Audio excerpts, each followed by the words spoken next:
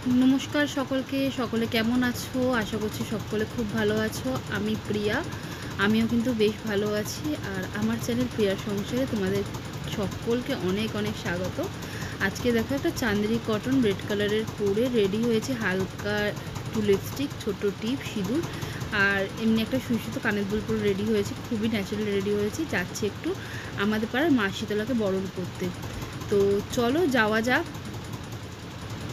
দেখো চলে এসেছি ঘোষবাগান মিলন সঙ্গের মা শীতলাকে বরণ করতে। আর এইখানে সকলে প্রচুর প্রচুর আলতা খেলেছে।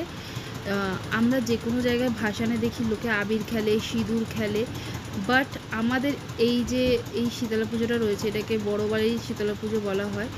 এই মা শীতলা খুবই জাগ্রত, তোমরা আমার অনেক ভিডিওতে এনাকে দেখেছো। তো এনার যে সারা বছরের যে আলতা থাকে, সেই আলতাটাই এরা সবাই খেলে, আনন্দ করে। এদের কাছে বা আমাদের কাছে এই শীতলা পুজোটা দুর্গা পুজোর থেকে কিছু কম নয়, কোনো অংশে কম নয়। তো এইখানে দেখো ঠাকুরকে রেডি করা হচ্ছিলো, এবার ঠাকুরকে চাতালে বার করা হচ্ছে।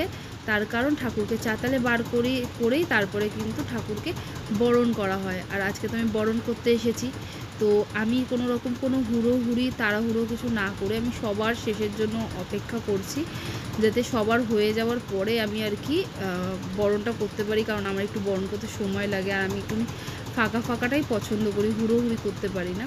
তো এখানে সবাই মোটামুটি বরণ হয়ে গেছে, খালি আমি বাকি। তো সবাই এখন আমাকেও সিঁদুর দিচ্ছে, কিন্তু আমি কাউকে সিঁদুর দিতে পারছি না, তার কারণ হলো যেহেতু আমার বরণ হয়নি ওই জন্য। তো দেখো প্রত্যেকে খুব আনন্দ করে। আর তোমাদের কার কার এখানে এখন শীতলা পুজো শুরু হয়ে গেছে সেটা অবশ্যই জানিও। আর এখানে এবার আমার বরণের টার্ন এসেছে, এবার আমাকে সবাই বলছে তুমি টুলে উঠে দাঁড়িয়ে বরণ করো। কিন্তু আমি ভাই টুলে উঠে দাঁড়িয়ে বরণ করতে পারবো না, কারণ দেখো আমার চেহারাটা দিন দিন বিভৎস ভারী হচ্ছে। আর টুল ভেঙে গেলে টুল পাওয়া যাবে, বাট আমার যদি এখন একটা হাড্ডি ভেঙে যায় সেই ব্যথাটা আমি সহ্য করতে পারবো না। আর হাড্ডিটাও জোড়া লাগবে হয়তো, কিন্তু পুরোনোর মতন আগের মতো হবে না। তো রিস্ক নিয়ে লাভ নেই, নিজের হাইটের উপর কনফিডেন্ট রেখে নিচে দাঁড়িয়েই বরণটা আমি সেরে ফেললাম। তো এই মাকে আমি বিগত 4 বছর ধরে কি 3 বছর ধরে বরণ করতে আসি। তো আমার খুব ভালো লাগে। আর আমি সত্যি কথা বলতে আমি ওনাকে খুব খুব খুবই মানি। আর অ্যাকচুয়ালি ওনাকে ডাকলে পরে পাওয়া যায়, আমি এর প্রকৃত প্রমাণ বহুবার পেয়েছি। আর পাওয়ার থেকেও বড় কথা, ওনার এই মুখটা, এইটা ভেবেই আমার খারাপ হয়ে যায় দেখলে পরে, যে বিগত 1 সপ্তাহ তাকে দেখা যাবে না। এটা পুজো হচ্ছে আমাদের পাড়ায় 5ই এপ্রিল। তোমরা যারা কেউ আসতে চাও তারা অতি অবশ্যই আসতে পারো, আমাকে কমেন্ট করো, আমি তোমাদেরকে বলে দেবো কীভাবে আসতে হয়। তো মায়ের বিদায় বেলায় চোখ তো ভারী হবেই, কিছু করার নেই। কিন্তু মা না গেলে মা আসবে কী করে? এই একটা সপ্তাহ আগে কেন ঠাকুর বিসর্জন দেওয়া হয়? অ্যাকচুয়ালি ঠাকুর বিসর্জন দেওয়া হয় না, গঙ্গার পাড়ে একটা গাছতলায় নিয়ে গিয়ে তাকে রেখে আসা হয়। তো মাকে পাঠিয়ে দেওয়া হয় তার কারণে 1 সপ্তাহ আগে।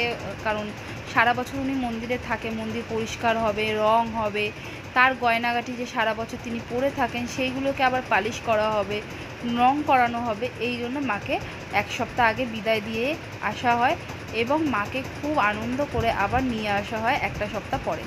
এই তো এইটা যে আমি তোমাদের সাথে শেয়ার করছি, এটা রবিবারের ভিডিও, মানে যেদিন আর কি প্রথমা ছিল বা নবরাত্রির প্রথম দিন ছিল সেদিনকার ভিডিও।